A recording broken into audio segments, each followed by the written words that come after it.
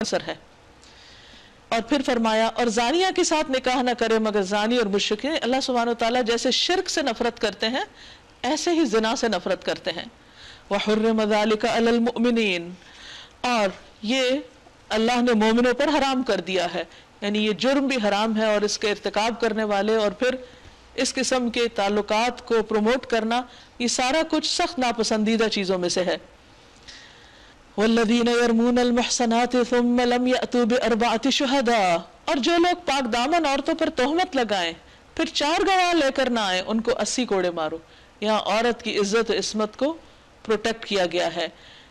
کسی پر جھوٹا الزام اس کا اخلاقی قتل ہے، اس شخص کی شہرت اور عزت کو بہت بڑا نقصان ہے۔ اس لیے جہاں زنا ایک برائی ہے وہاں اگر کسی نے کسی پہ ایسا کوئی الزام لگایا اور صرف وہ منہ سے اگر چند لفظ بولے گا تو وہ لفظ بھی قابل مواخذہ ہیں کہ ان پر بھی 80 کوڑے۔ اور پھر فرمایا ان کی شہادت کبھی قبول نہ کرو اور وہ خود فاسق ہیں۔ اور پھر فرمایا وَلَا تَقْبَلُوا لَهُمْ شَهَادَةً أَبَدًا، اور ان کی گواہی بھی قبول نہ کرو، اور وہ خود ہی فاسق ہیں اور فاسق کی گواہی قبول نہیں، سوائے ان لوگوں کے جو اس حرکت کے بعد تائب ہو جائیں اور اصلاح کر لیں، اللہ ضرور ان کے حق میں غفور الرحیم ہے۔ یعنی جرم کتنا بھی بڑا ہو توبہ سے معاف ہو جاتا ہے۔ انسان جب اپنے گھر کے باہر کوئی برائی دیکھتا ہے تو بعض اوقات دیکھتے ہوئے بھی نہیں دیکھتا یا اس کو پرسو نہیں کرتا، لیکن کوئی بھی شخص اپنے گھر میں اگر اس قسم کی کوئی خرابی دیکھے تو برداشت نہیں کر سکتا، کیونکہ اگر وہ منہ کھولے گا تو اس کو 80 کوڑے پڑیں گے، اور اگر وہ چپ رہتا ہے تو یہ خاموشی اس کے لیے تکلیف دہ ہے۔ تو اب کیا کیا جائے؟ تو اس کا حل نکالا گیا، اس کو قانون لعان کہتے ہیں۔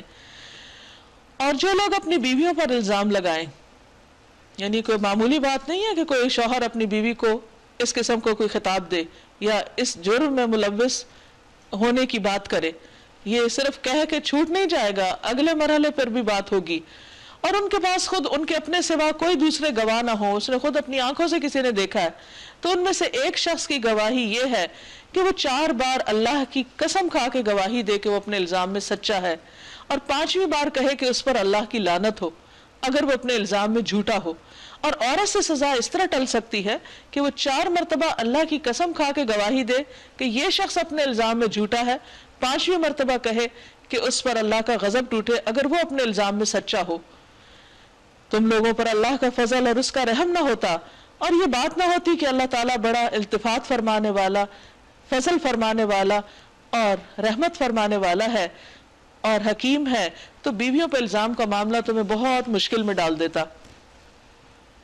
اب یہاں حضرت عائشہ رضی اللہ تعالیٰ عنہا جن کا ایک ہار گم ہو گیا تھا اور وہ اس کی تلاش میں نکلی تھی، آنے میں انہیں تاخیر ہو گئی، قافلہ غزوہ بن المستلق سے واپس ایک جگہ پہ ٹھہرا ہوا تھا اور وہاں سے وہ روانہ ہو گیا۔ جب ان کا ہودج اٹھایا گیا جس میں وہ بیٹھی گئی تھی پالکی کی طرح، چونکہ ان کا وزن بہت کم تھا تو اٹھانے والوں کو پتہ ہی نہیں چلا کہ وہ واپس ابھی اپنی جگہ پہ نہیں پہنچی۔ بہرحال جب سب لوگ چلے گئے تو وہ آ کر وہیں پر بیٹھ گئیں، وہیں پر سو گئیں۔ اتنے میں جن کی ڈیوٹی تھی پیچھے سے قافلے کو دیکھنے کی کہ کوئی چیز رہ نہ گئی ہو یا کوئی شخص پیچھے نہ ہو، تو ان کا نام تھا صفوان۔ انہوں نے دیکھا کہ اللہ کے رسول صلی اللہ علیہ وسلم کی اہلیہ یہاں پیچھے ہیں، تو انہوں نے انا للہ پڑھا، سواری آگے کی، وہ اس پر بیٹھ گئی اور اس کے بعد ان سے کوئی گفتگو نہیں کی۔ جب وہ مدینے کے قریب پہنچے تو عبداللہ بن ابی کو پتہ چلا کہ حضور صلی اللہ علیہ وسلم کی اہلیہ اس اونٹ پر سوار ہیں اور یہ شخص ان کو لا رہا ہے، تو اس نے بس اتنی سی بات کو اتنا بڑا بنا کے پیش کیا کہ جس سے مدینہ کے مسلمانوں کے اندر بے پناہ کرب اور تکلیف اور دکھ کا سلسلہ شروع ہو گیا۔ حضرت عائشہ کہتی ہیں کہ اس بہتان کی افواہیں 1 مہینے تک شہر میں اڑتی رہی۔ نبی صلی اللہ علیہ وسلم بہت اذیت میں تھے، میں بہت روتی رہی، میرے والدین انتہائی غمگین اور پریشان تھے، اس مدت میں میرے پاس بھی نہیں بیٹھتے تھے۔ ایک دن حضور صلی اللہ علیہ وسلم میرے پاس آئے اور حضرت ابو بکر اور ان کی اہلیہ نے بھی یہ محسوس کیا کہ کوئی عجب سی بات ہے اور پھر یہ کہ کوئی فیصلہ کن بات ہونے والی، وہ بھی پاس آ کے بیٹھ گئے۔ تو نبی صلی اللہ علیہ وسلم نے حضرت عائشہ رضی اللہ تعالیٰ عنہا کو یہ بتایا کہ اگر آپ نے کوئی غلطی نہیں کی تو اللہ سبحانہ وتعالیٰ آپ کے حق میں برات نازل کر دے گا، اور ان کے والدین بھی بہت زیادہ پریشان تھے۔ حقیقت یہ ہے کہ پورا مدینہ ایک پریشانی کی لپیٹ میں تھا۔ بالآخر اللہ سبحانہ وتعالیٰ کی طرف سے آیات نازل ہوئیں اور واضح کر دیا گیا کہ یہ بات کتنی جھوٹی تھی اور ان لوگوں کی سزا بھی بیان کر دی گئی. فرمایا جو لوگ یہ بہتان گھڑ کر لائے ہیں وہ تمہارے اندر کا ایک ٹولہ ہے. حضرت عائشہ رضی اللہ تعالیٰ عنہ پر جن لوگوں نے الزام لگایا تھا ان میں جو اصل شخص تھا وہ عبداللہ بن ابی تھا، وہ منافق تھا، اسے کسی قسم کی کوئی سزا نہیں دی گئی، اس کو اگنور کر دیا گیا. لیکن جو مخلص مسلمان بھول کر اس منافق کی باتوں میں آ گئے تھے ان میں سے 3 لوگ حضرت مصطح بن اساسہ، حسان بن ثابت اور ایک خاتون حمنہ بنت جہش تھیں. ان تینوں پر حد جاری کی گئی تھی اور اس کے بعد ان کو معاف کر دیا گیا تھا. اور ہم دیکھتے ہیں کہ بعد میں اس واقعے کو کبھی کسی نے دہرایا نہیں اور نہ اس کی بنا پر ایک دوسرے پر کوئی الزام تراشی کی ہو یا آپس کے تعلقات خراب کیے ہوں. ترقی یافتہ معاشروں کے اندر ایک دوسرے کی غلطیوں کو معاف کر دیا جاتا ہے اور آگے بڑھنے پر انکریج کیا جاتا ہے. اس سے بھی اندازہ ہوتا ہے کہ مسلمانوں کا جو معاشرہ تھا وہ کس قدر اخلاق کی بلندیوں پر تھا. کسی نے بھی بات سن کے بغیر تحقیق کے بغیر حقیقت جانے آگے کسی کو کچھ بھی نہیں کہا اور نہ ہی اس خبر کو سچا مانا. فرمایا یہ لوگ جو بہتان گھڑ کے لائے تمہارے اندر کا ایک ٹولہ ہے، اس واقعے کو اپنے حق میں شر نہ سمجھو، اس میں بھی تمہارے لیے خیر ہے. آپ دیکھیے کہ اتنی پریشانی کہ جس سے کوئی مسلمان بچا ہی نہیں تھا، فرمایا اس کو برا نہیں سمجھو. اس سے یہ پتہ چلتا ہے کہ اسلام کس قدر پازیٹیو تھنکنگ کو پروموٹ کرتا ہے کہ بڑی سے بڑی تکلیف اور دکھ اور پریشانی میں بھی انسان اللہ تعالیٰ کے بارے میں، اہل ایمان کے بارے میں اچھا گمان رکھے اور اس مشکل کی حکمت جاننے کی کوشش کرے اور اس میں اللہ تعالیٰ سے ناراض نہ ہو. فرمایا جس میں اس نے جتنا حصہ لیا اس نے اتنا ہی گناہ سمیٹا، اور جس شخص نے اس کی ذمہ داری کا بڑا حصہ اپنے سر لیا تو اس کے لیے عذاب عظیم ہے. یعنی عبداللہ بن ابی کی طرف اشارہ ہے جس نے دراصل یہ کہانی گھڑی تھی جب حضرت صفوان اور حضرت عائشہ کو مدینہ آتے دیکھا. تم لوگوں نے اسے سنا تھا، اسی وقت کیوں نہ مومن مردوں اور عورتوں نے اپنے آپ سے نیک گمان کیا. یعنی کیوں نہ یہ سوچ لیا کہ یہ پاسبل ہی نہیں. یعنی تمہارے دل میں ان کے لیے، اللہ کے رسول صلی اللہ علیہ وسلم کی اہلیہ کے لیے ایسے جذبات ہونے چاہیے تھے، اتنا اعتماد ہونا چاہیے تھا کہ وہ یہ کر ہی نہیں سکتی. اور اس کے بارے میں ہم دیکھتے ہیں کہ حضرت ابو ایوب رضی اللہ تعالیٰ عنہ، ابو ایوب انصاری جو ہیں، وہ اپنے گھر آتے ہیں اور اس طرح کی کوئی بات سن کر تو اپنی اہلیہ سے پوچھتے ہیں کہ اے ام ایوب تم بتاؤ کہ اگر تم وہاں پر ہوتی جہاں عائشہ تھی تو تم کیا کرتی؟ تو وہ کہتی کہ میں ہرگز یہ حرکت نہ کرتی. اور ابو ایوب انصاری کہنے لگے کہ عائشہ تو تم سے بدرجہ بہتر ہیں. اور پھر کہتے ہیں کہ اگر میں صفوان کی جگہ ہوتا تو اس طرح کا خیال بھی نہیں کر سکتا تھا کہ اللہ کے رسول صلی اللہ علیہ وسلم کی بیوی کے لیے میں ایسی کوئی بات سوچوں. اور کہنے لگے کہ صفوان مجھ سے زیادہ اچھے انسان ہیں. یعنی اس سے آپ اندازہ لگائیں کہ ان کے حسن ظن کا. اور سب سے مشکل کام انسان کے لیے اپنے گمان کو کسی کے لیے اچھا رکھنا ہوتا ہے کہ جس کے خلاف ساری دنیا بات کر رہی ہو انسان اس کے بارے میں سوچے کہ معلوم نہیں اللہ ہی حقیقت جانتا ہے. عموماً انسان کی بہت بڑی ویکنس ہوتی ہے کہ اگر کسی کے خلاف تھوڑی سی بات سنتا ہے تو فوراً یقین کر لیتا ہے. اچھی بات کوئی کرے تو دیر سے یقین آتا ہے، لیکن کوئی بری بات کرے فوراً مزید تجسس شروع کر دیتے. اچھا تو پھر اور کیا ہوا، کیسے ہوا؟ تو اس چیز سے پتہ چلتا ہے کہ نبی صلی اللہ علیہ وسلم نے جن لوگوں کی تربیت فرمائی تھی ان کے کردار اور اخلاق کتنے مضبوط تھے. تو اللہ تعالیٰ فرماتے ہیں جب تم نے سنا ہی تھا تو اسی وقت مومن مردوں اور عورتوں نے اپنے آپ سے کیوں نہ نیک گمان کیا. اپنے آپ سے گمان یعنی تم اپنے آپ کو وہاں رکھ کے دیکھ لیتے کہ کیا تم خود ایسا کرتے، اور کیوں نہ کہا ھذا افک مبین. اب آپ دیکھیے کہ بہت سے لوگ اپنے دل میں تو اطمینان میں تھے کہ ایسا نہیں ہو سکتا، لیکن کسی چیز کے بارے میں صرف دل میں ہی اچھا گمان کافی نہیں ہوتا. کچھ چیزیں ایسی ہوتی ہیں جن کے بارے میں حق کی گواہی لازم ہوتی ہے. اگر آپ کو سچ معلوم ہے تو اس کو بولنا چاہیے چاہے وہ کتنا ہی مشکل کیوں نہ ہو.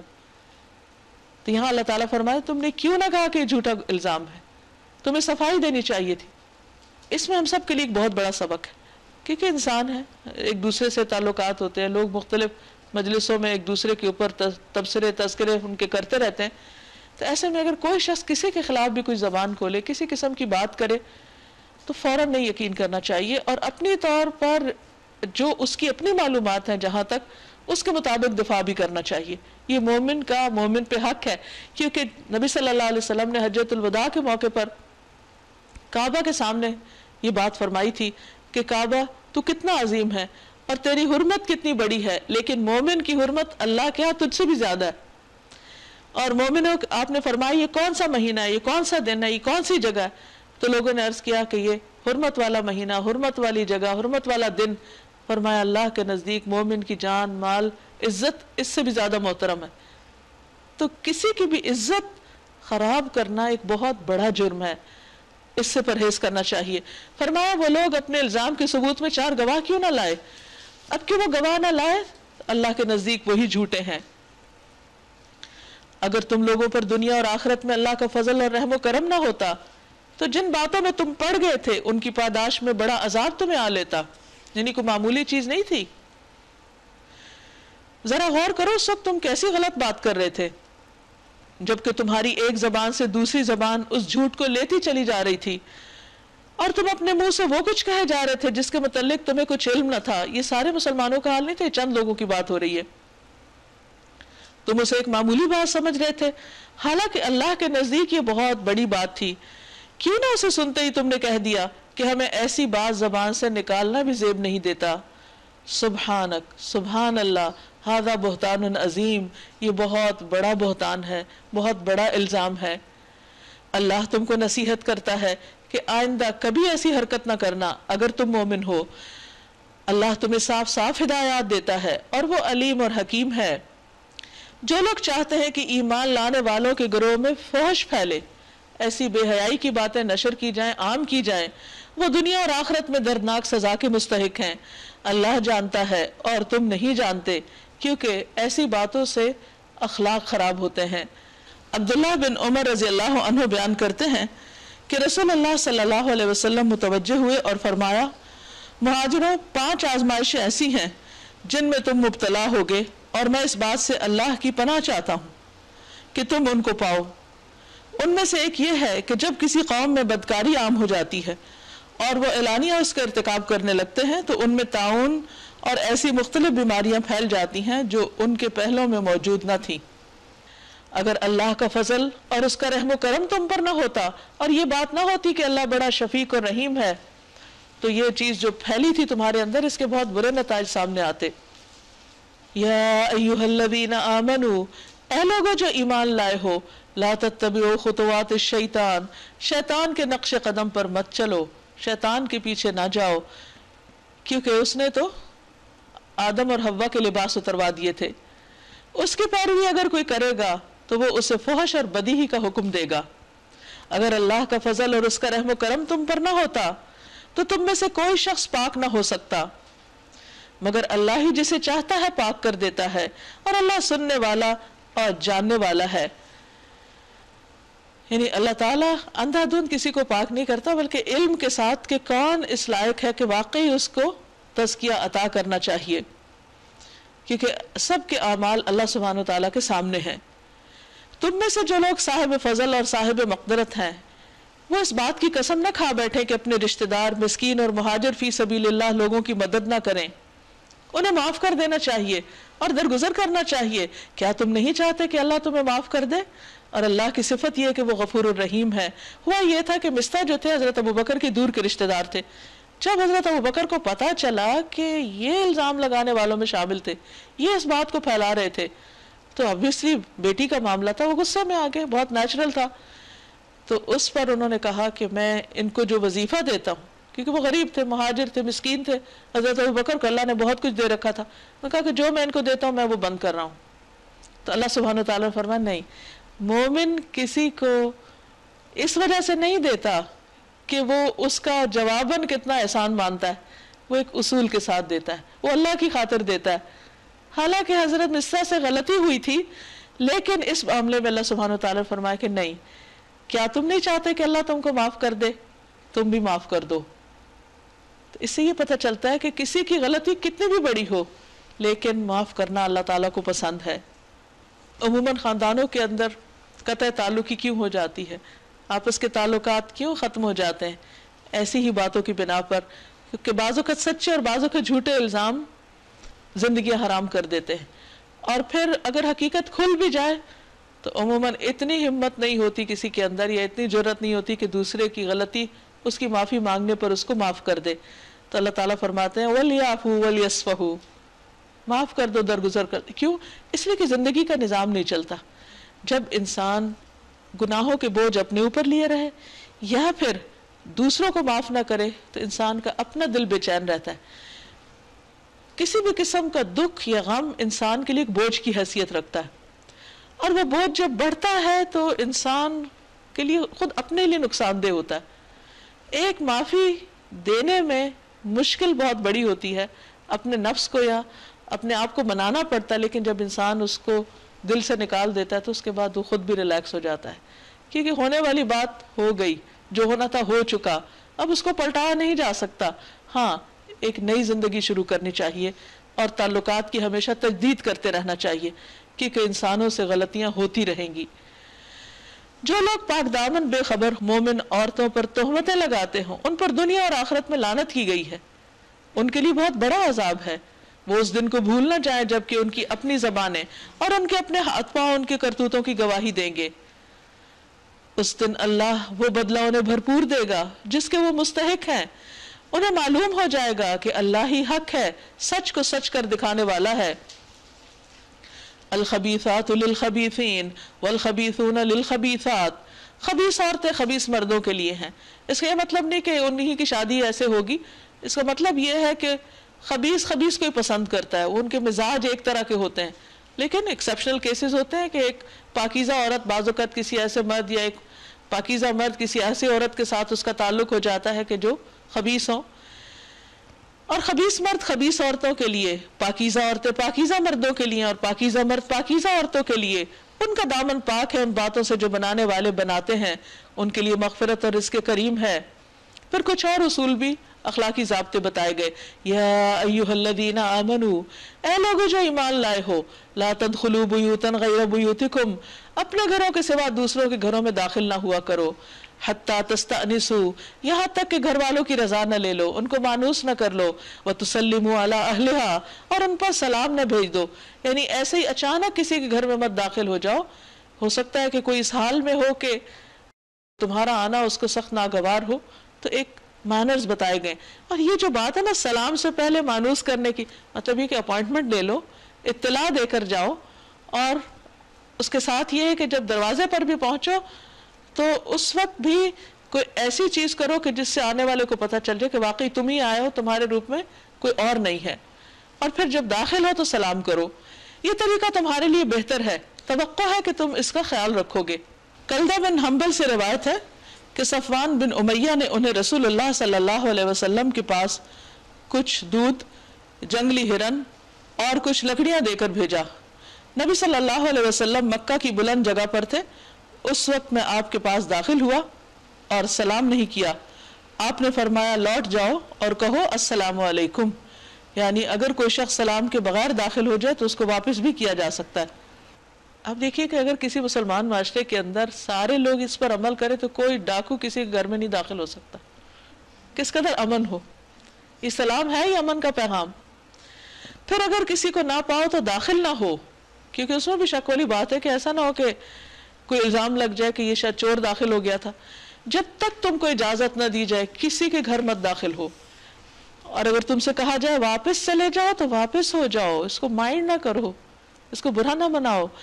یہ طریقہ تمہارے لیے زیادہ پاکیزہ ہے. لیکن آج دیکھیے کہ اس حکم پہ کتنے لوگ عمل کرتے ہیں. اور جو کچھ تم کرتے ہو اللہ اسے خوب جانتا ہے. البتہ تمہارے لیے اس میں کوئی مذائقہ نہیں کہ ایسے گھروں میں داخل ہو جاؤ جو کسی کے رہنے کی جگہ نہ ہو، یعنی پبلک پلیسز جن کو کہتے ہیں، اور جن میں تمہارے فائدے یا کام کی کوئی چیز ہو. تم جو کچھ ظاہر کرتے ہو اور جو کچھ تم چھپاتے ہو سب کی اللہ کو خبر ہے.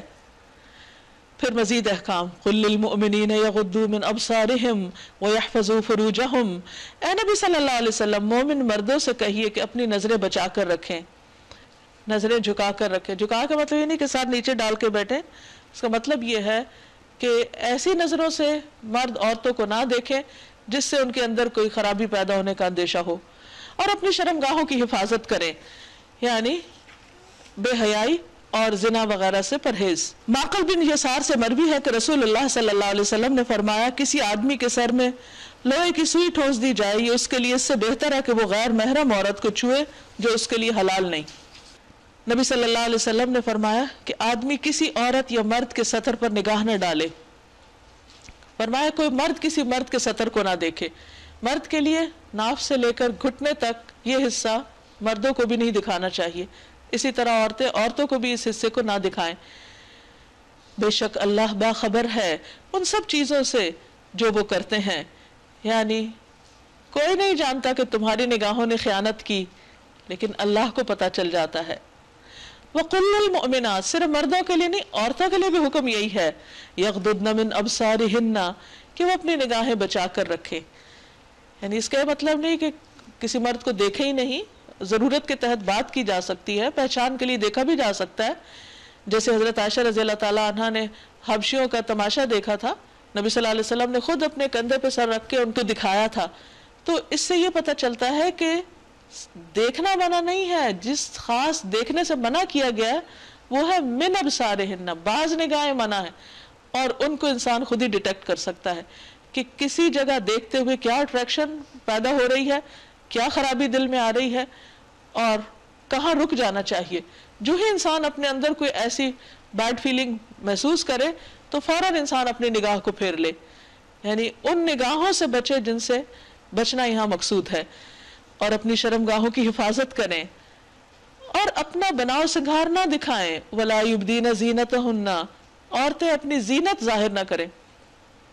مردوں کے لیے تو پہلے یہی دو حکم تھے، لیکن عورتوں کے لیے کچھ ایکسٹرا چیزیں بھی ہیں، کیونکہ دونوں کے مزاج میں، دونوں کی ساخت میں فرق ہے۔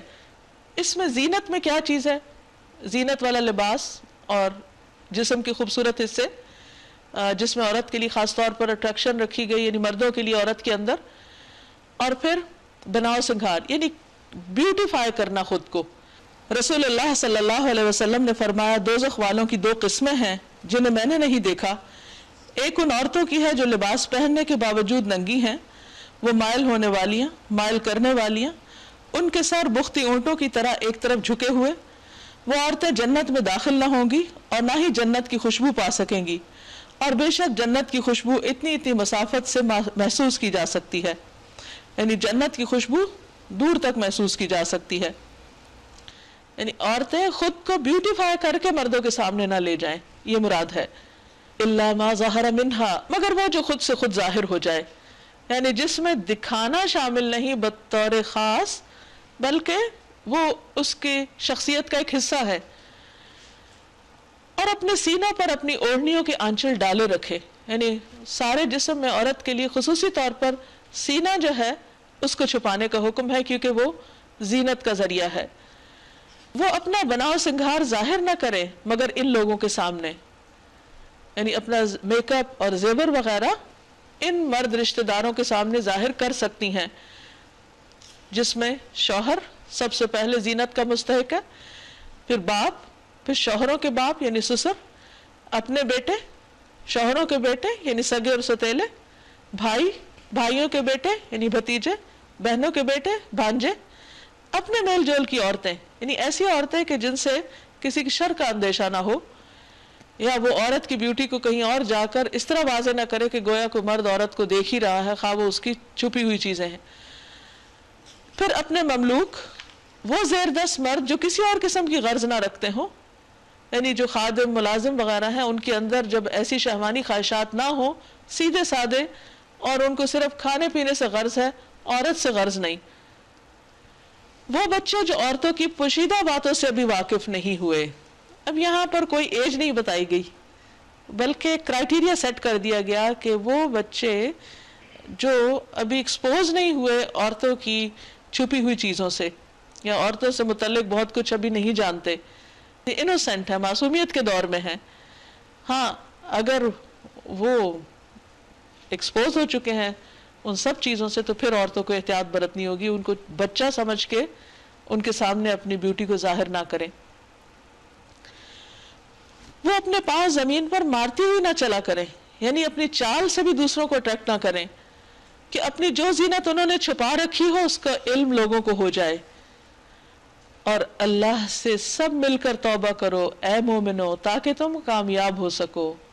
یعنی یہ ساری احتیاطیں برتنے کے بعد توبہ کرو. یہ نہیں کہا کہ سب غلط کام کر کے، اس کی تو obviously اجازت نہیں، لیکن انسان جتنی بھی احتیاط کر لے تو غلطی ہو جاتی، بہت سی چیزیں کرنے کے باوجود اس میں بھول چوک ہو جاتی ہے، نہ چاہتے ہوئے ہو جاتا ہے. تو ایسی صورت میں انسان کے لیے توبہ کا راستہ رکھا گیا کہ وہ اللہ سبحانہ و تعالیٰ سے معافی مانگتا رہے، کیونکہ یہ وہ چیزیں ہیں جن پر مواخذہ ہوگا، جن پہ پوچھ ہوگی، جن کا حساب ہوگا. پھر فرمایا تم میں سے جو لوگ بن بیاہے ہیں اور تمہارے لونڈی غلاموں میں سے جو نیک ہیں ان کے نکاح کر دو. یعنی شادی کو ڈیلے نہیں کرو تاکہ ان برائیوں کی روک تھام ہو سکے. اگر وہ غریب ہو تو اللہ اپنے فضل سے ان کو غنی کر دے گا. یعنی بعض اوقات شادی اس لیے نہیں کی جاتی کہ ابھی بوجھ بہت اٹھا نہیں سکتے، تو اس میں بھی یہ ہے کہ اگر منیمم پہ بھی گزارا ہو سکے تو باقی اللہ سبحانہ وتعالیٰ رستے اور کھول دے گا. اس کو ایشو نہ بناؤ، اس بنا پہ نکاح کو ڈیلے نہیں کرو. اللہ بڑی وسعت والا اور علم والا ہے. اور جو نکاح کا موقع نہ پائیں انہیں چاہیے کہ عفت ماں بھی اختیار کریں یہاں تک کہ اللہ اپنے فضل سے ان کو غنی کر دے. اور تمہارے مملوکوں میں سے جو مکاتبت کی درخواست کرے، مکاتب کہتے ہیں اس غلام کو جو اپنی آزادی کو مالک سے خریدنے کا معاہدہ کرے، تو اگر وہ یہ چاہیں تو مکاتبت کر لو، انہیں آزاد کر دو اگر تمہیں معلوم ہو کہ ان کے اندر بھلائی ہے. یعنی یہ نہیں کہ آزادی کے بعد وہ معاشرے میں شر اور فساد پھیلائیں گے، کیونکہ اس زمانے میں ہر شخص کو کسی نہ کسی کی پروٹیکشن میں ہونا ہوتا تھا تاکہ لوگ ایسی آزادی کے ساتھ دوسروں کی عزت جان مال کے لیے مشکل پیدا نہ کریں. اب مثلا یہ غلام وغیرہ جو تھے مختلف جنگوں میں ہاتھ آئے ہوئے لوگ تھے، بعض اوقات ان کی اتنی تربیت نہیں ہوتی تھی، تو ایسے لوگوں کو اگر کوئی پوچھنے والا نہیں، ان کو کوئی بتانے والا نہیں، تو ان کو معاشرے میں کھلا چھوڑ دیا جائے تو پھر ان لوگوں سے شر زیادہ پھیلتا ہے. علی بن ابی طالب سے روایت ہے نبی صلی اللہ علیہ وسلم نے ان سے کہا اے علی 3 چیزوں میں تاخیر نہ کرو، نماز میں جب اس کا وقت ہو جائے، جنازے میں جب حاضر ہو، اور بیوہ عورت کے نکاح میں جب اس کا ہم پلہ رشتہ مل جائے. یعنی والدین اپنے بچوں کے ذمہ دار ہوتے ہیں، ہسبینڈ وائف ایک دوسرے کو پروٹیکٹ کرتے ہیں، لیکن اگر معاشرے میں ایسے لوگ بے مہار ہیں تو وہ پھر خرابی کریں گے. تو اس لیے یہاں پر سورۃ نور میں ان کا بھی ساتھ ہی ذکر آ گیا.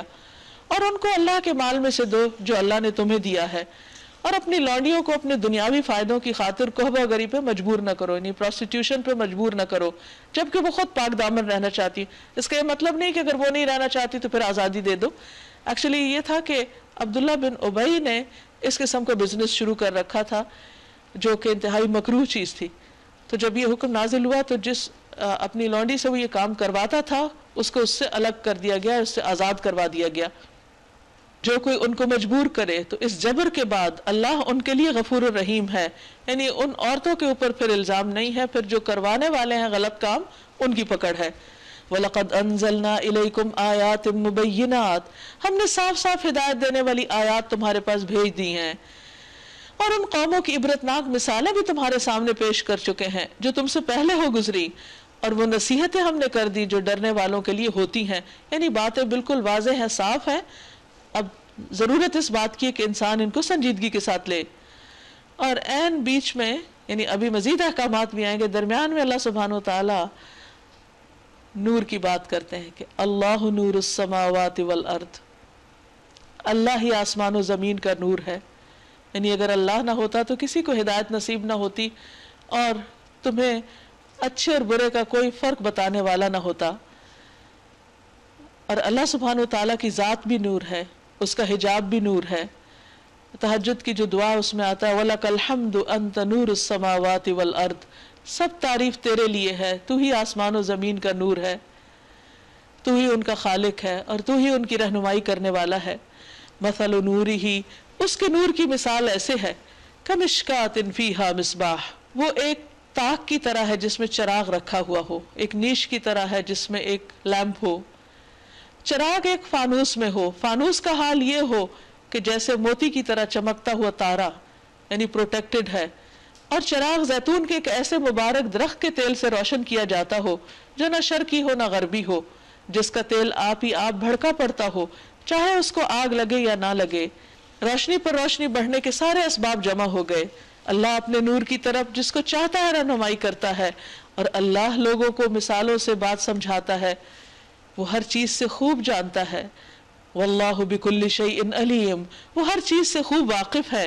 یہاں پر اس مثال کے ذریعے ایک بہت خوبصورت بات سمجھائی گئی، وہ یہ کہ اللہ کا نور جب دل میں آتا ہے، اللہ تعالیٰ کی طرف سے جب بندہ مومن کے اندر ہدایت آتی ہے تو پھر اس دل کا حال کیا ہوتا ہے کہ وہاں ایک چراغ جل اٹھتا ہے، روشنی ہوتی ہے، اور وہ چراغ پروٹیکٹڈ ہوتا ہے ایک گلاس کے ساتھ، جیسے یعنی اس کو ایسا انوائرنمنٹ نصیب ہوتا ہے کہ جس سے اس کا یہ نور صرف اس کی اپنی ذات تک نہیں، اس کو صرف خود اس کو نہیں روشنی دیتا بلکہ اس کے آس پاس کو بھی منور کرتا ہے۔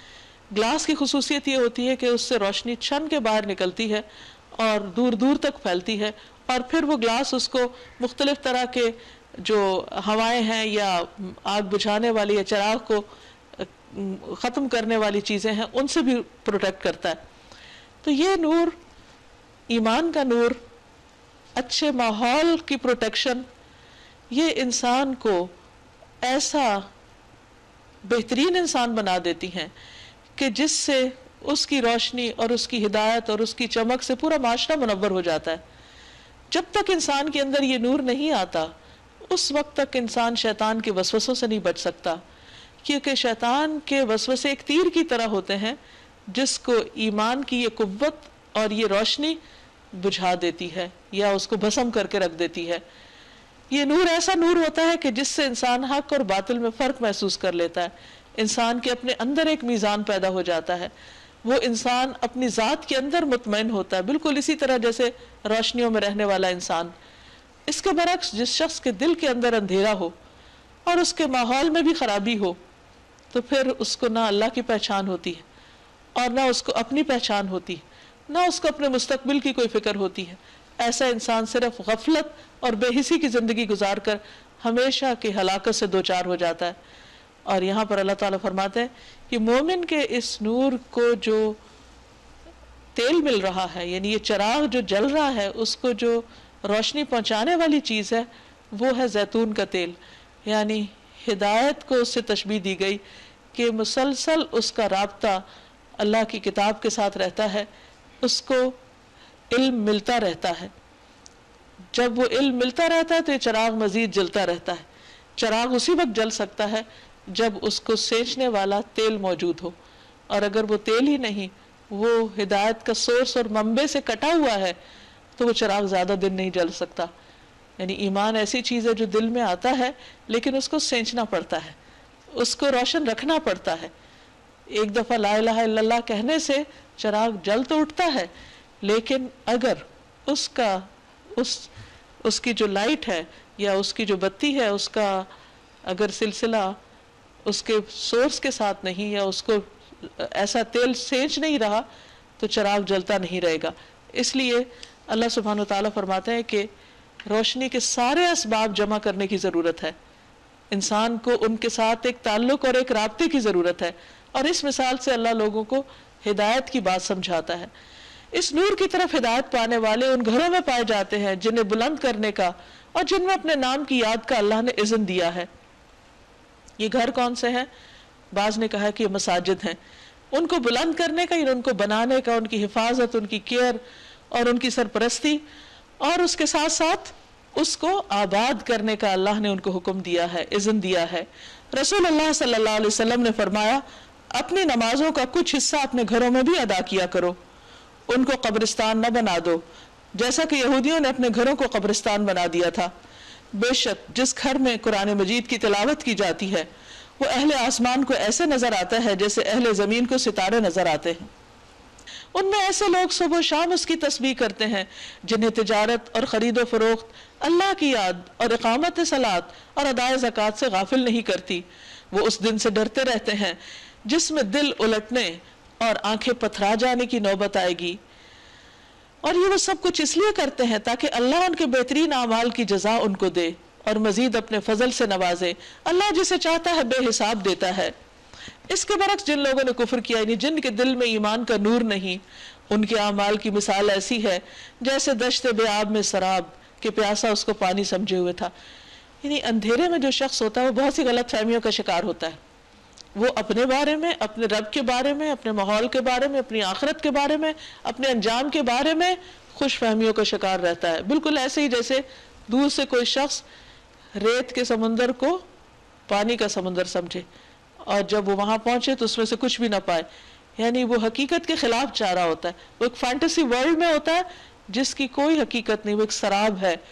تو اسی طرح جو لوگ ہدایت سے خالی ہیں، ہدایت کے سرچشمے اللہ کی کتاب اور سنت سے دور ہیں، وہ اس زندگی کی بنیاد ایک ایسی چیز پر رکھے ہوئے جو نیچے سے کھوکھلی ہے، ان کے پاس کوئی ایسا ذریعہ نہیں کہ جس سے وہ اپنے اعمال کو جانچ سکیں، اس کا حساب لے سکیں۔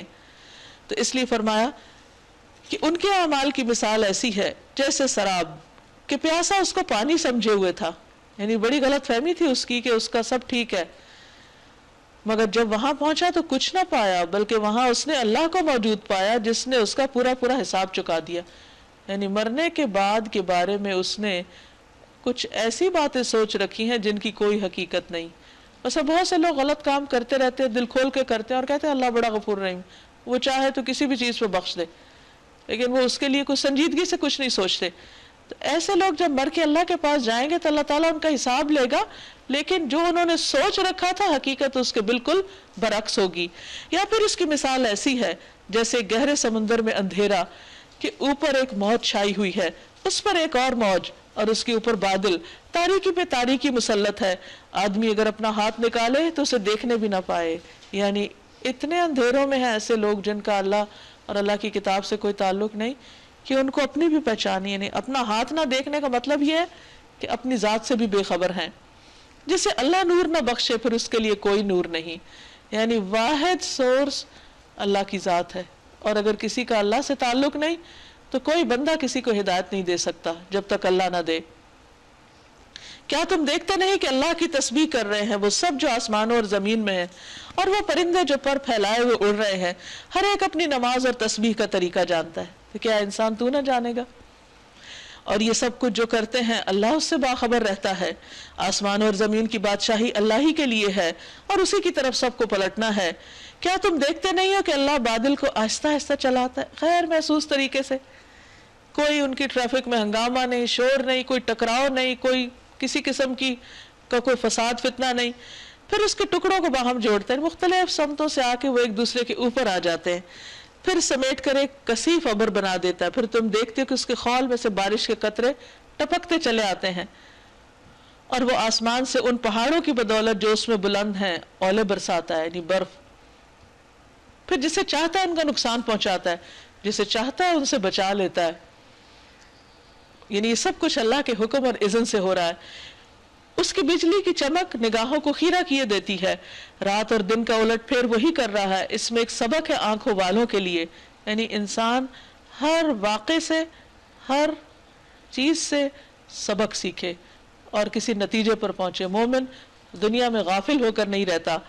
اور اللہ نے ہر جاندار ایک طرح کے پانی سے پیدا کیے، کوئی پیٹ کے بل چل رہا ہے، کوئی 2 ٹانگوں پر، کوئی 4 ٹانگوں پر، وہ جو کچھ چاہتا ہے پیدا کرتا ہے اور وہ ہر چیز پہ قادر ہے۔ یعنی انسان ان سے بھی عبرت لے کہ ایسا کیوں ہے، مثلا بعض جانور ان کی بے شمار ٹانگیں ہوتی ہیں اور وہ کس طرح چل رہے تھے، اگر آپ غور کریں تو حیرت ہوتی ہے کہ کیسی زبردست کوارڈینیشن ان کے اندر ہوتی ہے ان کے چلنے میں۔ ہم نے صاف صاف حقیقت بتانے والی آیات نازل کر دی ہیں، آگے صراط مستقیم کی طرف ہدایت اللہ ہی جسے چاہتا ہے دیتا ہے۔ یہ لوگ کہتے ہیں کہ ہم ایمان لائے اللہ اور رسول پر اور ہم نے اطاعت قبول کی، اب منافقین کا ذکر ہو رہا ہے، مگر اس کے بعد ان میں سے ایک گروہ اطاعت سے منہ موڑ جاتا ہے، یعنی زبان سے کہتے ہیں ہم اللہ کو مانتے ہیں لیکن جب اللہ کا حکم آتا ہے تو اس کو نہیں مانتے۔ ایسے لوگ ہرگز مومن نہیں۔ جب ان کو بلایا جاتا ہے اللہ اور رسول کی طرف تاکہ رسول ان کے مقدمے کا فیصلہ کرے تو ان میں سے ایک فریق کترا جاتا ہے، البتہ اگر حق ان کی موافقت میں ہو تو رسول کے پاس بڑے اطاعت کیش بن کر آ جاتے ہیں، یعنی پھر نبی صلی اللہ علیہ وسلم کی خدمت میں آتے ہیں، ادروائز نہیں آتے جب انہیں پتا ہو کہ بات ہماری مرضی کے خلاف ہوگی۔ کیا ان کے دلوں کو منافقت کا روگ لگا ہوا ہے یا یہ شک میں پڑے ہوئے ہیں یا ان کو یہ خوف ہے کہ اللہ اور اس کا رسول ان پہ ظلم کرے گا، یعنی ان کا اعتماد کیوں نہیں ہے اللہ پر؟ اصل بات یہ ہے کہ ظالم تو یہ لوگ خود ہیں۔ ایمان لانے والوں کا کام تو یہ ہے انما کان قول المؤمنین اذا دعوا الى اللہ ورسولہ لیحکم بینہم ان یقولوا سمعنا واطعنا واولئک هم المفلحون. ایمان والے کون ہیں؟ جب وہ اللہ اور رسول کی طرف بلائے جائیں تاکہ رسول ان کے مقدمے کا فیصلہ کریں تو وہ کہے کہ ہم نے سنا اور اطاعت کی، جو آپ فرمائیں گے وہی ہمارے لیے کافی ہے. ایسے ہی لوگ کامیاب ہونے والے ہیں، اور کامیاب وہی ہیں جو اللہ اور رسول کی فرما برداری کریں اور اللہ سے ڈریں اور اس کی نافرمانی سے بچیں. اب آپ دیکھیں کہ اس صورت کے اندر جتنے بھی احکامات ہیں ان کی پابندی فرض کے درجے میں ہے، چاہے وہ اللہ سبحانہ وتعالیٰ نے خود فرمائے ہیں یا نبی صلی اللہ علیہ وسلم نے ان کی وضاحت کی ہے، ان کو ماننا لازم ہے، اور یہی ایمان کی علامت ہے.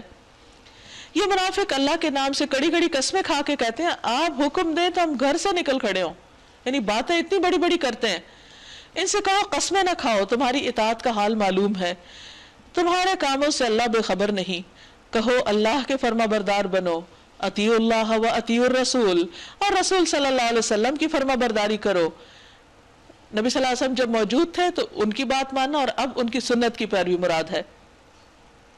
لیکن اگر تم منہ پھیرتے ہو تو خوب سمجھ لو کہ رسول صلی اللہ علیہ وسلم پر جس فرض کا بوجھ رکھا گیا وہ اس کے ذمہ دار ہیں، اور تم پر جس فرض کا بوجھ ڈالا گیا اس کے تم ذمہ دار ہو. اس کی اطاعت کرو گے تو ہدایت پاؤ گے. وَإِن تُطِيعُوهُ تَهْتَدُوا، یہ ہے ہدایت کا کرائیٹیریا. کوئی شخص اپنے آپ کو ہدایت یافتہ کہہ ہی نہیں سکتا جب تک وہ اللہ کے رسول صلی اللہ علیہ وسلم کی بات نہیں مانتا.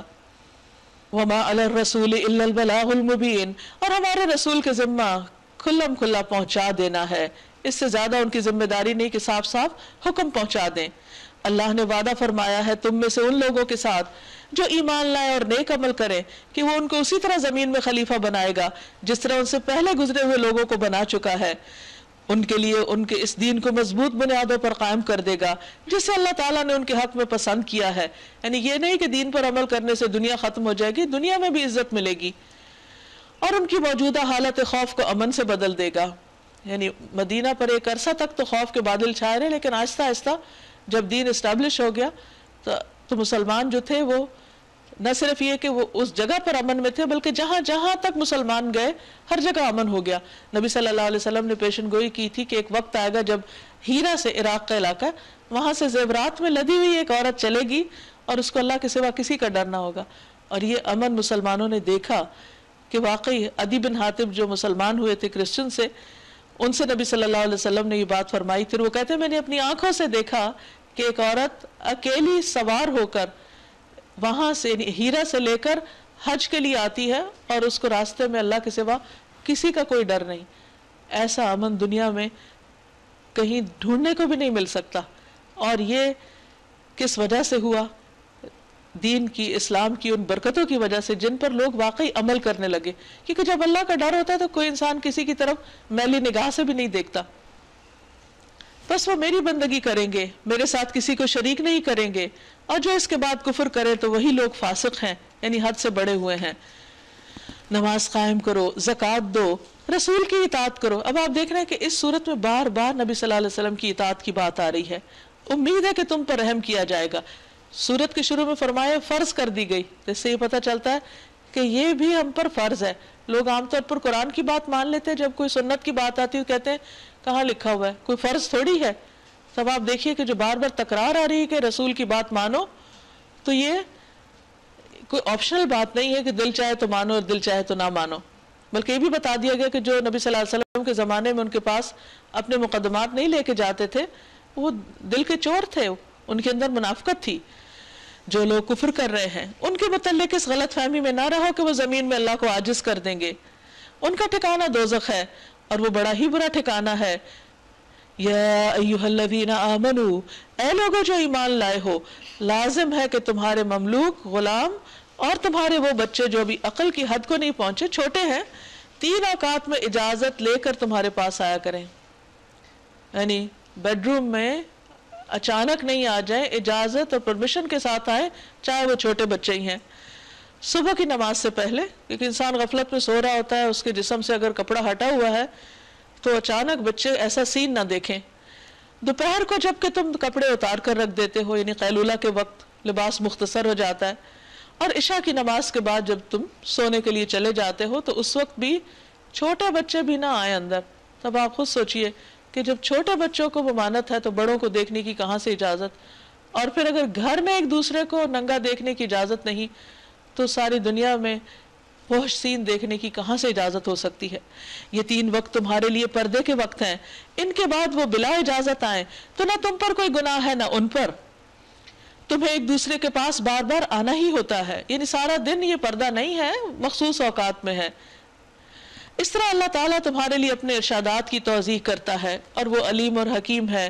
جب تمہارے بچے عقل کی حد کو پہنچ جائیں, میچور ہو جائیں, بالغ ہو جائیں, چاہیے کہ اسی طرح اجازت لے کر آیا کریں, یعنی گھر میں داخل ہوتے وقت جس طرح ان کے بڑے اجازت لیتے رہے.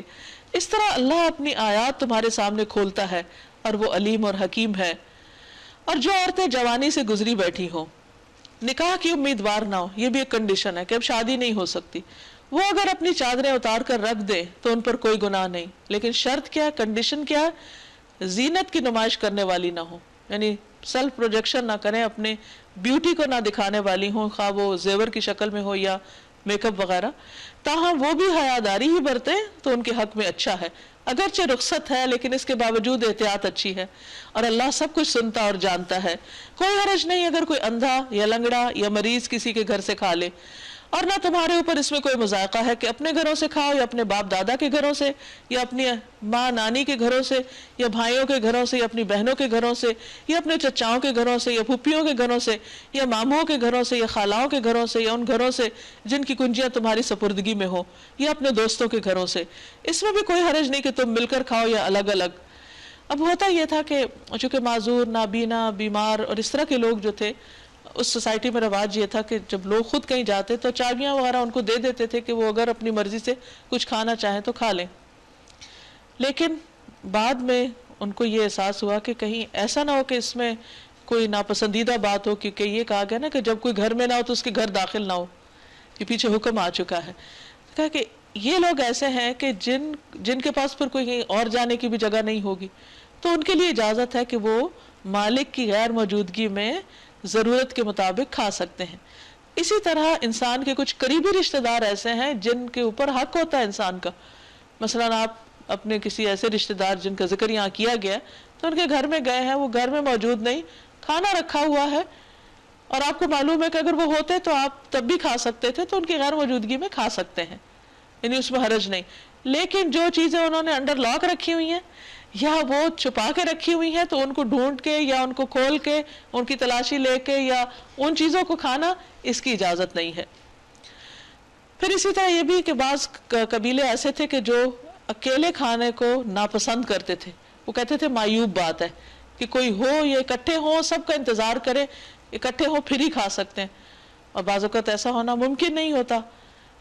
تو اس صورت فرمائے کہ اس سے کوئی خاص فرق نہیں پڑتا کہ تم ایک جگہ اکٹھے ہو یا الگ الگ ہو. فیملی ٹائم اچھی بات ہے, لیکن اگر مجبوراً کبھی الگ الگ بھی کھانا پڑے تو اس میں بھی کوئی حرج نہیں. البتہ جب گھروں میں داخل ہوا کرو تو اپنے لوگوں کو سلام کیا کرو, اور یہ بھی آتا ہے اس کا معنی کہ اپنے آپ کو سلام کیا کرو. انسان جب کسی کو سلامتی کی دعا دیتا ہے تو دراصل خود پہ سلامتی بھیج رہا ہوتا ہے. دعائے خیر اللہ کی طرف سے مقرر فرمائی ہوئی, بڑی بابرکت اور پاکیزہ. اس طرح اللہ تمہارے سامنے آیات بیان کرتا ہے, توقع ہے کہ تم سمجھ بوجھ سے کام لوگے. مومن تو دراصل وہی ہیں جو اللہ اور اس کے رسول کو دل سے مانے, اور جب کسی اجتماعی کام کے موقع پر رسول صلی اللہ علیہ وسلم کے ساتھ ہو تو اس سے اجازت لیے بغیر نہ جائیں.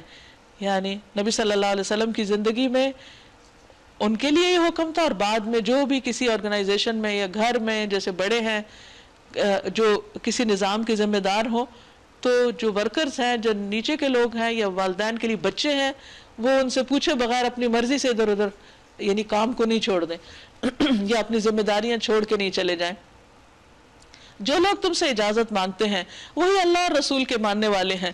بس جب ان میں سے جب وہ اپنی کسی کام سے اجازت مانگے تو جسے چاہو اجازت دو, جس کو نہ دینا چاہو نہ دو. اور ایسے لوگوں کے حق میں اللہ سے دعائے مغفرت کیا کرو, اللہ یقیناً غفور الرحیم ہے. مسلمانوں اپنے درمیان رسول کے بلانے کو آپس میں ایک دوسرے کا سا بلانا مت سمجھ بیٹھو, یعنی نبی صلی اللہ علیہ وسلم کا مقام تم سب سے بلند ہے. ان کو اس طرح نہیں بلاؤ جیسے تم اپنے دوستوں کو بلاتے ہو یا اپنے جیسے اپنے ہم عمر لوگوں کو بلاتے ہو. اور پھر دوسرا معنی یہ بھی کیا گیا ہے کہ ان کی دعا کو عام لوگوں کی دعا کی طرح مت سمجھو.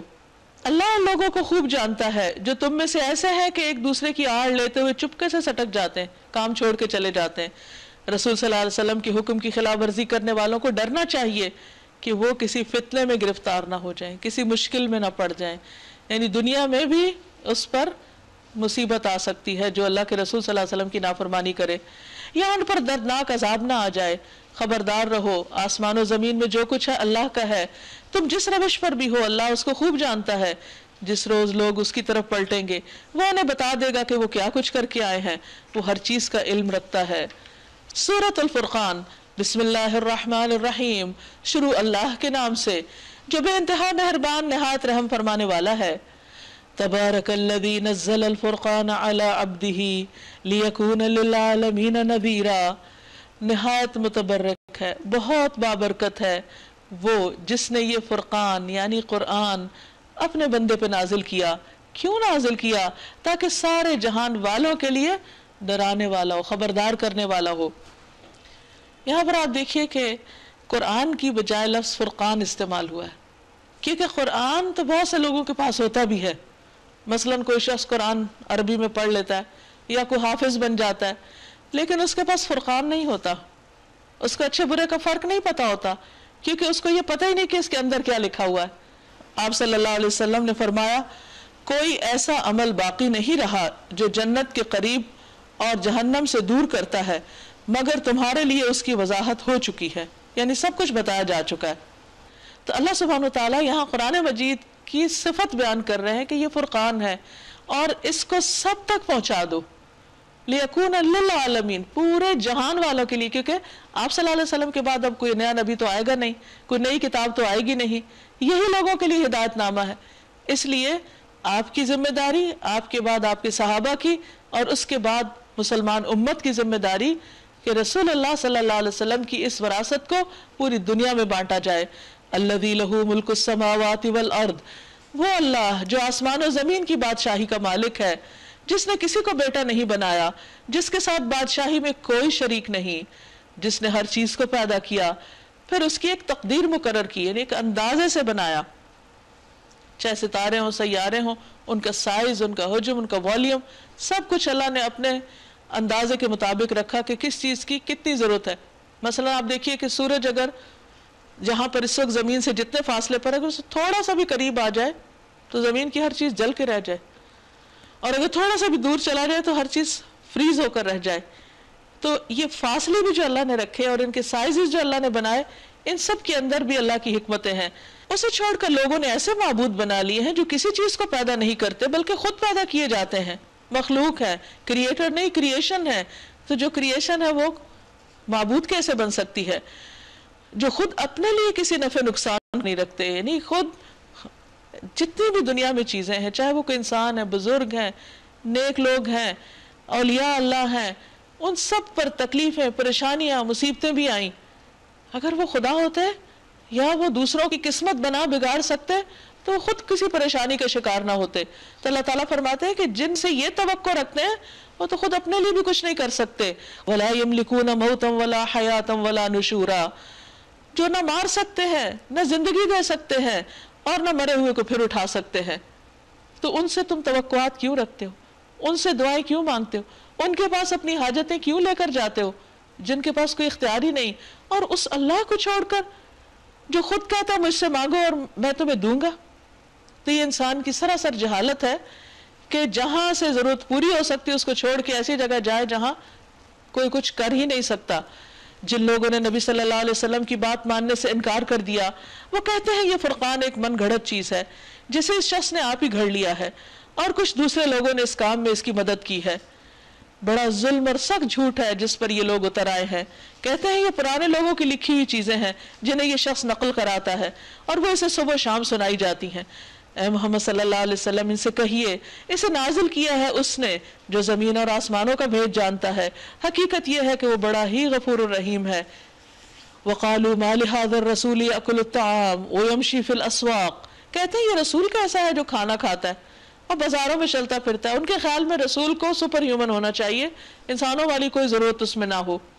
پھر وہ انسانوں کے لیے نمونہ کیسے ہو سکتا ہے؟ رہنمائی کا ذریعہ کیسے بن سکتا ہے جس کو انسانوں کی فیلنگز ہی نہ پتا ہو، جس کی ضروریات انسانوں والی نہ ہو؟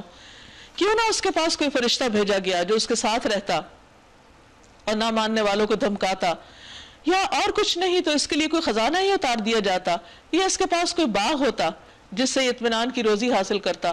اب تو ان کے اپنے حالات اتنے خراب ہیں تو ہم ان کو کیسے مان جائیں؟ اور ظالم کہتے ہیں تم لوگ تو ایک سحر زدہ آدمی کے پیچھے لگ گئے ہو، دیکھو کیسی کیسی عجیب حجتیں یہ تمہارے آگے پیش کر رہے ہیں، ایسے بہکے ہیں کہ کوئی ٹھکانے کی بات ان کو نہیں سوچتی۔ تبارک الذی ان شاء جعل لک خیرا من ذلک، بہت بابرکت ہے وہ جو اگر چاہے تو ان کی بتائی ہوئی چیزوں سے بھی زیادہ بڑھ چڑھ کے تمہیں دے سکتا ہے۔ ایسا نہیں کہ اللہ کے پاس کمی تھی تو اس نے اپنے رسول کو نہیں دیا، اس کی ایک حکمت تھی۔ اگر آپ کے پاس سب کچھ ہوتا تو جن کے پاس نہیں وہ کہتے ہم اس دین کو کیسے فالو کر سکتے ہیں، کیونکہ رسول کے پاس تو سب کچھ تھا اس لیے وہ بڑی باتیں کرتے تھے، اور ہمارے پاس کچھ نہیں اس لیے ہمیں اس دین کو یا اس طریقے کو فالو نہیں کرنا۔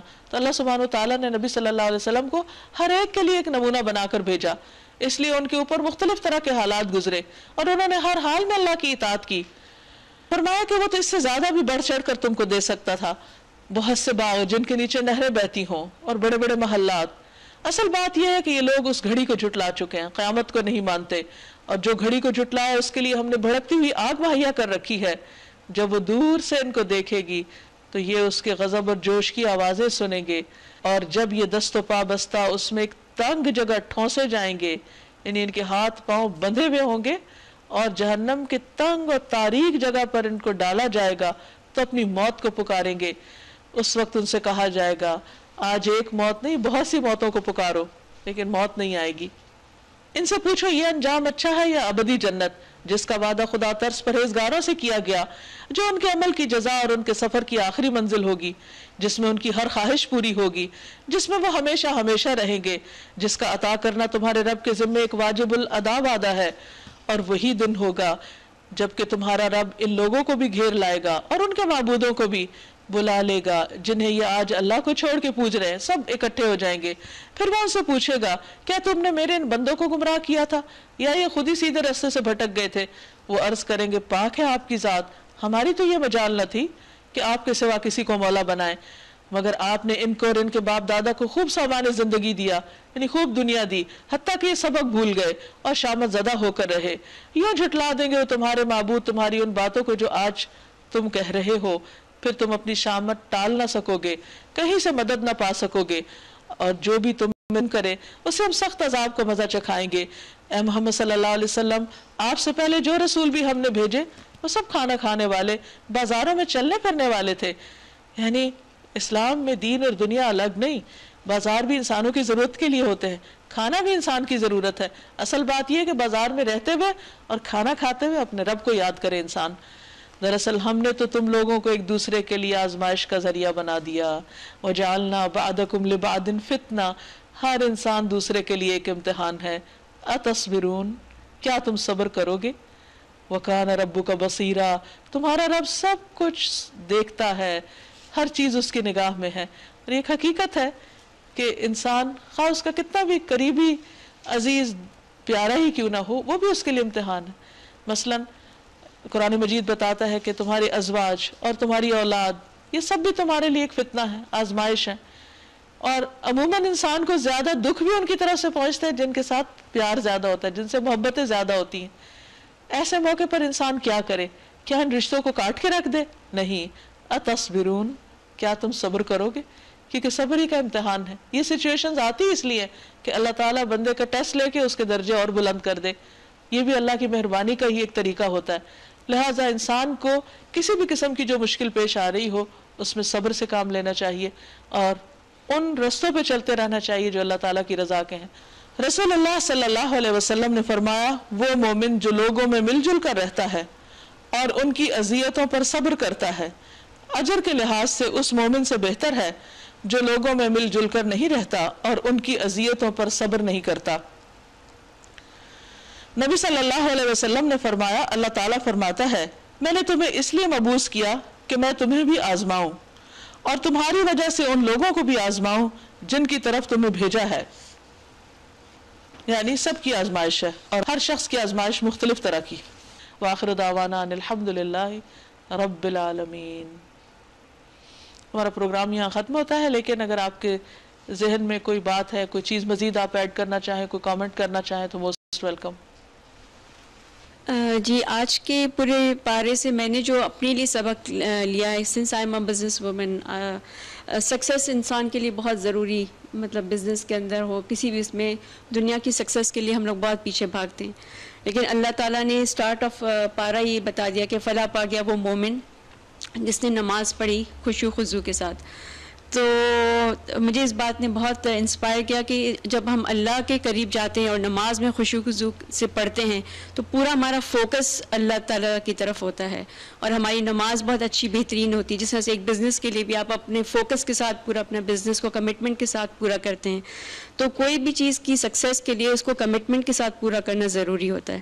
تو جب ہم اللہ سے جڑیں گے اور اس کے قرآن سے جڑیں گے تو ہمیں نہ صرف دنیا بلکہ آخرت کا بھی وہ ہوگا. اور مومن کے لیے اٹموسٹ اسٹرگل ہے اور with focus and with commitment, کیونکہ کوئی بھی بزنس کے لیے ایک رسپانسبلٹیز کو پورا کرنا، تو پھر ہم اللہ کی دی ہوئی کتاب کو کس طرح سے رسپانسبلٹی سے نہیں لیں، لائک جو انہوں نے احکامات دے دیے ہمیں تو وہ ہمیں پورے کرنے ہیں، اور اس کو پورے کرنے کے لیے ہمیں جو ہے لوگوں کو فیئر نکالنا ہوگا اور اللہ تعالیٰ کا فیئر ہمارے اندر آنا چاہیے، جو کہ ایک تقویٰ کا اور ایمان کا لیول. اور جو نور کی بات ہوئی وہ بھی بہت ہی مطلب بہترین بات تھی کہ اللہ تعالیٰ جب ہدایت، آپ کا دل جب بیسکلی ہمیں پیور ہارٹ لے کے جانا ہے نا، تو پیور ہارٹ کے لیے ہمیں سب کو معاف بھی کرنا ہے، درگزر بھی کرنا ہے، تبھی اللہ تعالیٰ ہمیں بھی معاف کریں گے.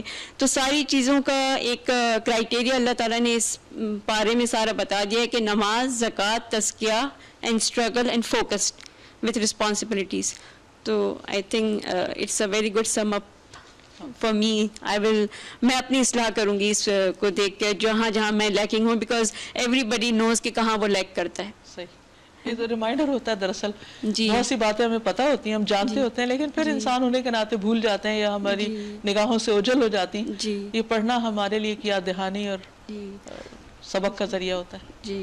جی آج ماشاءاللہ جو قرآن پاک آپ نے بیان کیا، اس میں جو سب سے بیوٹیفل آیت جس نے مجھے بہت انسپائر کیا وہ آیت نور، جس میں اللہ سبحانہ و تعالیٰ کی ذات کو اس پوری کائنات کا نور بتایا گیا.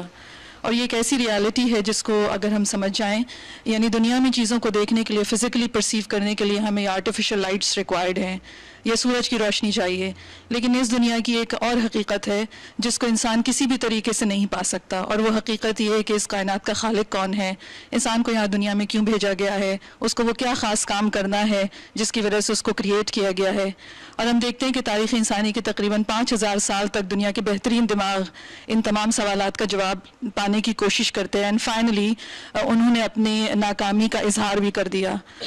تو اللہ سبحانہ و تعالیٰ کی اس دنیا کی حقیقت اس وقت تک ہم نہیں جان سکتے جب تک کہ قرآن پاک کا نور اور سنت کا نور ہم نہ جانیں. یہ وہ روشنی ہے جو کہ ہمیں انیبل کرتی ہے کہ اس دنیا کی حقیقت کو ہم جانیں. جیسے کہ آپ نے پارے کے بالکل کنکلوڈ کرتے ہوئے یہ فرمایا کہ اللہ سبحانہ تعالیٰ یہ فرماتے ہیں کہ تمام انسان ایک دوسرے کے لیے فتنہ بنائے گئے ہیں، آزمائش بنائے گئے ہیں. بظاہر حقیقت سے دیکھا جائے، آنکھوں کی روشنی سے دیکھا جائے تو لگتا ہے بڑی تکلیف دہ چیز ہے، لیکن جب قرآن و سنت کی روشنی میں دیکھا جائے تو معلوم ہوتا ہے کہ اللہ سبحانہ و تعالیٰ نے ہمارے صبر کا امتحان لیا ہے. اور دراصل یہی وہ چیز ہے، یہی وہ انڈرسٹینڈنگ ہے، یہی وہ انلائٹمنٹ ہے جو کہ قرآن و سنت کے بغیر نہیں آ سکتی. تو مجھے آج یہ بات بہت کلیئر ہوئی کہ اللہ سبحانہ و تعالیٰ کی اس دنیا میں کامیابی حاصل کرنے کا جو اصل ذریعہ ہے وہ اللہ تعالیٰ کے قرآن کا نور اور اللہ سبحانہ و تعالیٰ کے رسول کی تعلیمات کی روشنی ہے. شکریہ. ناظرین، اس کے ساتھ ہی ہمارے آج کے پروگرام کا وقت ختم ہوتا ہے. آپ سے اجازت چاہتے ہیں. اللہ تعالیٰ سے دعا ہے کہ وہ ہمیں قرآن مجید کی بہترین سمجھ عطا فرمائے، اس کے بہترین حصے پر عمل کرنے کی توفیق دے اور ہم سب کو بہترین انجام عطا فرمائے. آپ سب کے لیے بہت سی دعائیں. السلام علیکم ورحمۃ اللہ وبرکاتہ. وعلیکم السلام ورحمۃ اللہ.